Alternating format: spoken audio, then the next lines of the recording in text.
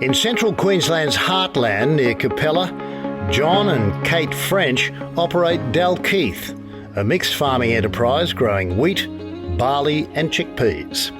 They also run a small drought master herd. Like many young producers, they're balancing family succession and the pressure of rising input costs while looking to AgTech to help them work smarter, not harder. Hi, my name's Kate French and I live here at Dalkeith, which is located north of Capella in the Central Highlands. I live here with my husband John and our 3 kids. So we're a mixed farming operation. We predominantly rely on dryland grain crops, wheat and chickpea in the winter, and also sorghum in the summer. And we also run a small herd of drought master cattle secondary to our grain operation. Kate grew up on this farm and both she and John understand firsthand the challenges of running a mixed enterprise with limited labour. For the Frenches, efficiency is key. There are plenty of challenges I'd love to solve, but probably being able to operate the majority of our farm operations with limited labour, so that I can sort of do the majority of jobs on my own without having to rely on to bring in external labour. I think that's important for the sustainability of our operation, so that's definitely an issue I'd love to solve. When the Frenches joined the FarmTechConnect pilot, they were hoping to get a clearer roadmap to AgTech adoption, from connectivity to water monitoring and weed control. I'm probably excited about being able to come up with some solutions for some things we've had on the boil for a while, and I've got on my list, and that they sort of just keep getting pushed. I'm like, right, okay, well this will help us. We can really do an assessment on that and come up with a decision, and we may or may not implement that. Technology and innovation, I think, can greatly assist farmers, small operators like us, or any farm operation, and just maximising efficiency. I think for us a big challenge is being able to utilise our time to do the highest priority jobs, and I think technology and innovation can really contribute to allow us to concentrate on those big jobs and sort of take care of those more mundane sort of everyday tasks. So yeah, it's about efficiency for us. Over 9 months, John and Kate worked with the program team through on-farm visits, ROI assessments and exposure to new technologies.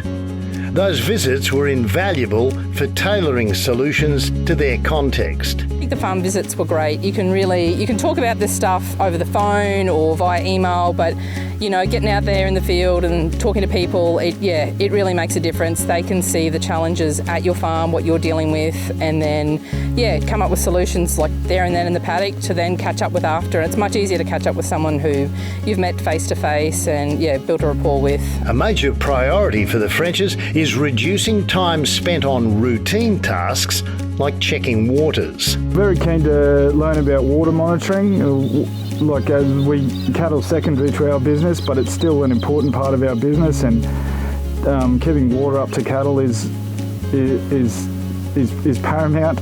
So I think if we can adopt some technology that helps us pump groundwater and to monitor watering points, that's really exciting. In the course of the FarmTechConnect pilot project, Kate and John have been brave enough to trial their own do-it-yourself camera system on some key watering points.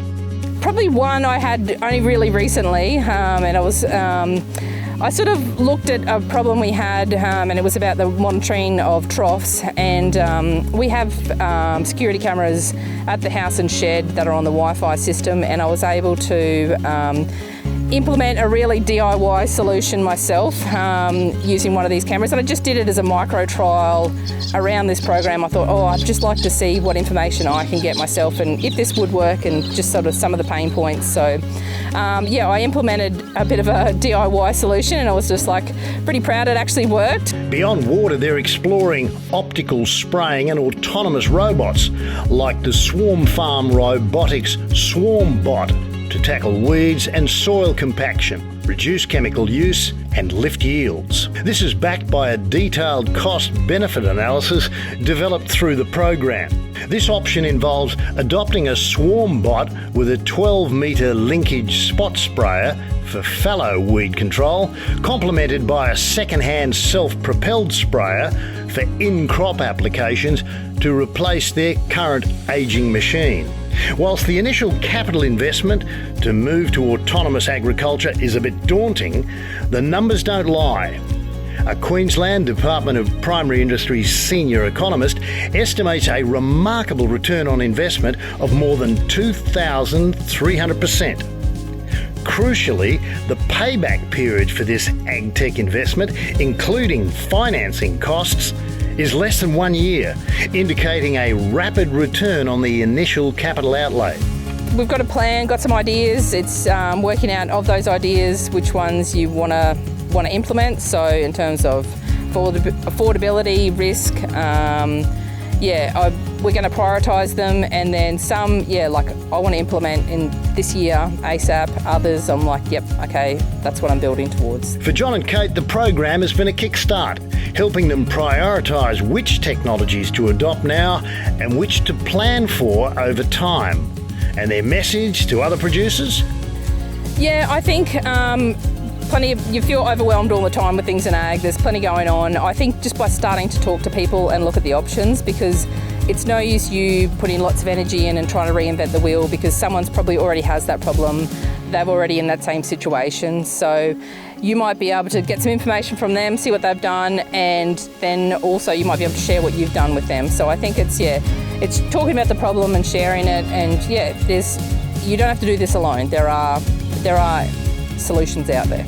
By sharing their journey, the Frenches are showing how even small steps in AgTech can add up to big gains for family farms across Queensland.